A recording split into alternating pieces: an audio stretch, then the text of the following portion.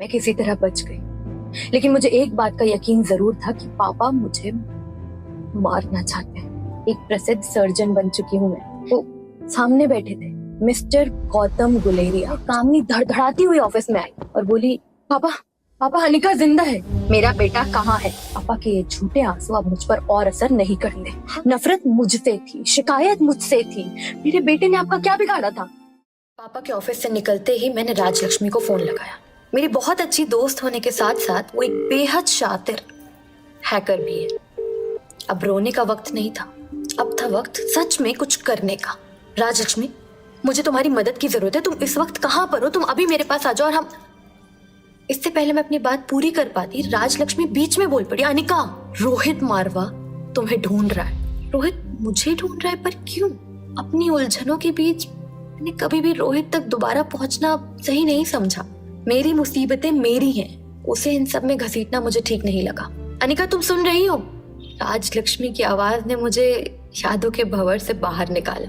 अनिका, रोहित तुम्हारे ही होटल में है और वो...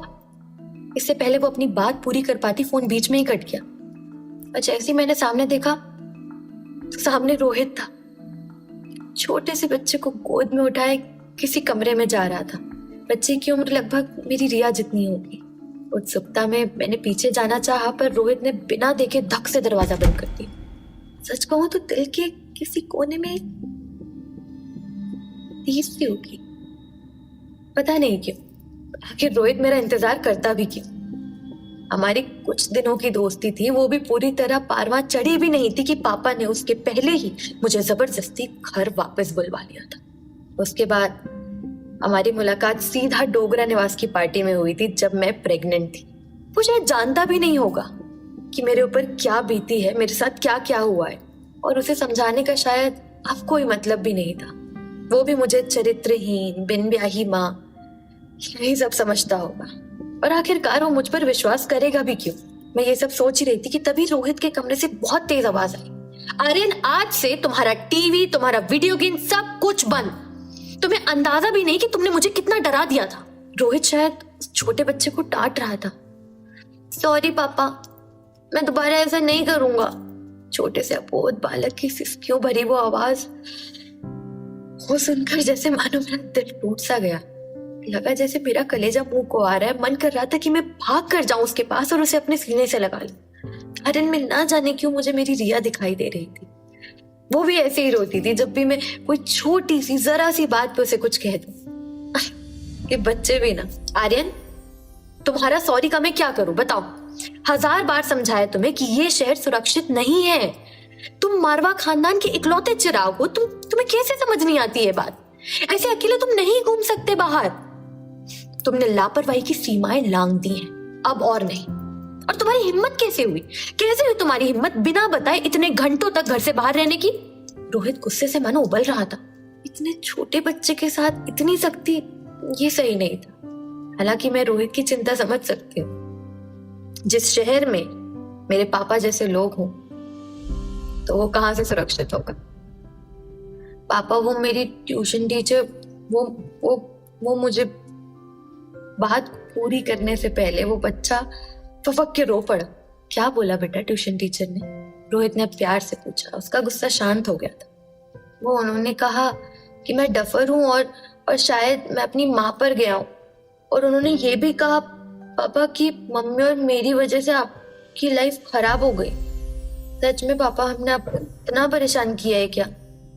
आर्यन ने एक सांस में ये जवाब दिया। आर्यन, तुम कभी ऐसा दोबारा मत सोचना।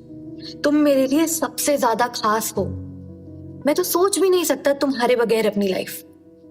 और तुम्हारी ट्यूशन टीचर से मैं बात करता हूँ। ये कहकर रोहित ने उसे अपने गले से लगा लिया। पापा, मम्मी हमें छोड़कर क्यों गई? आर्यन ने बड़ी मासूमियत से पूछा है। बेटा, अभी आप ये सब समझने के लिए ना बहुत छोटे हो।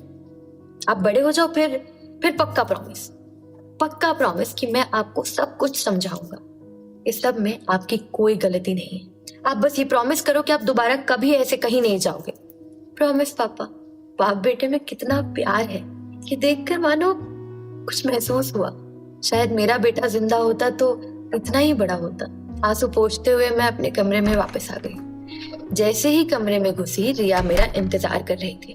मुझे देखते ही दौड़कर मेरे पास आई और कमर पर हाथ रखकर खड़ी हो गई और मुंह बनाते हुए बोली, अनिका गुलेरिया, तुम्हें पता है क्या टाइम हो रहा है? वो मेरी घड़ी खराब हो गई थी रिया। मैं भी बच्ची बन गई। इसकी सजा मिलनी चाहिए। तुमने अपना प्रॉमिस तोड़ा है।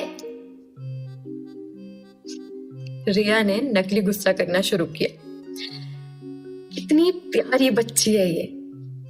एक रिया ही तो है जो मेरे अंधेरे जीवन में इकलौती रोशनी है। सजा तो बिल्कुल मिलनी चाहिए। मम्मा देर से आई और अपना प्रॉमिस भी तोड़ा, तो क्यों ना हम आइसक्रीम खाने जाएं? ये सजा सही रहेगी। मैंने भी रिया को उसी की भाषा में जवाब दिया। आइसक्रीम का नाम सुनते ही वो जो खुश हुई। मेरी रिया। फिर बस रात गिराई। रिया सो चुकी थी। मैं भी बिस्तर में लेटे लेटे ये सोच रही थी कि समय कितना जल्दी बदल जाता है, गुजर जाता है। कुछ हफ्तों पहले तक मुझे रोहित से कोई मतलब नहीं था। मैं लगभग उसे भूल भी चुकी थी। और आज जब अचानक से उसे देखा तो बार बार रोहित और उसके बेटे का ख्याल आ रहा है। बस एक बात समझ नहीं है, रोहित जैसे सुलझे हुए व्यक्ति को कोई औरत भला क्यों छोड़कर जाएगी, और वो भी एक बच्चा होने के बाद। और मुझे तो अंदाजा भी नहीं था कि उसकी शादी हो चुकी है। राजलक्ष्मी ने भी नहीं जिक्र किया कभी। शादी हुई भी है या नहीं।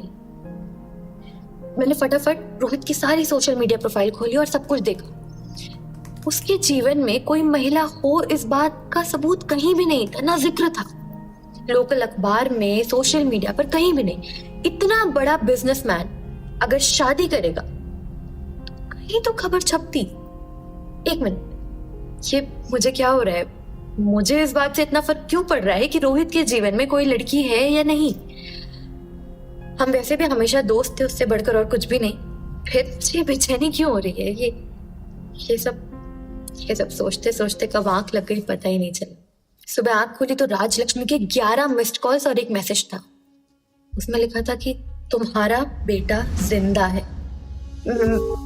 मैंने तुरंत उसे फोन लगाया। हाय हेलो कुछ भी नहीं। मैंने चीख कर पूछा, कहाँ है मेरा बेटा और तुम्हें कैसे? अनिका, सब बातें बाद में। तुम्हें अभी के अभी वहां से निकलना होगा, जल्दी। 1 मिनट भी तुम वेस्ट नहीं कर सकती। राजलक्ष्मी एक सांस में ये सब बोल गई। मुझे कुछ समझ में नहीं आ रहा था। तभी उसने कहा, तुम्हारे पापा और डोगरा को मालूम है कि तुम लोग कहाँ हो और उन्होंने तुम्हें मारने के लिए आदमी भेजे हैं। रिया को साथ में लो और अभी के अभी वहां से निकलो। मेरी सांसें मानो थम गई। हड़बड़ी में मैंने सोती हुई रिया को अपनी गोद में लिया और मैं जिस हाल में थी, मैं बस कमरे से बाहर निकली। और बाहर निकलते ही मैंने देखा पापा के आदमी हॉल तक पहुंच चुके थे। मैं घबराहट में कमरे के अंदर वापस आई और मैंने दरवाजा बंद कर दिया। रिया भी उठ चुकी थी। उसने बोला, मम्मा ये, और मैंने उसका मुंह पकड़ लिया। मैंने जोर से अपनी रिया का मुंह दबा दिया ताकि वो कोई आवाज ना निकाल पाए और वो जो लोग बाहर खड़े थे उन्हें ये ना पता चल पाए कि हम अंदर ही हैं। मुझे कुछ नहीं समझ आ रहा था मैं क्या करूं।